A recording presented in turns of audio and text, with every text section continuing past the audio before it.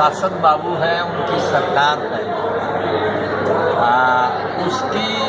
उसका पोल खुल गया है, पूरी तरह से सामने आ गया है कि क्या कर रही है।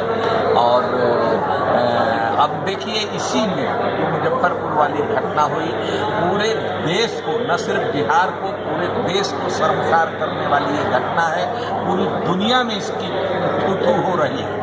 ऐसी स्थिति में उस मंत्री को तुरंत बर्खास्त किया जाना चाहिए। सरकार की ये जिम्मेवारी है, सरकार के पैसे से ये चल रहा था, लेकिन शुरू से सरकार की ये नियत है कि इसको कमजोर किया जाए। आप देख लीजिए, 29 लड़कियों के साथ डॉक्टरी जांच में रेप प्रमाणित हुआ है, लेकिन FIR 1 हुआ है। अब ये देख लीजिए इसका घपला कितना बड़ा है। क्या आप आरोप लगा रहे हैं कि नीतीश जी आरोपियों को बचाने की कोशिश कर रहे हैं? सरकार बचा रही है, सीधी बात है। अब तक उनको बर्खास्त किया जाना चाहिए। और दूसरी बात, जो मैं सबसे बड़ी बात कह रहा हूं, कि 29 लड़कियों के साथ रेप हुआ है, अलग अलग समय में, प्लेस ऑफ ऑकरेंस अलग होगा, कल्प्रिट अलग होगा, विक्टिम अलग होगा, फिर एक FIR क्यों? 29 FIR क्यों नहीं?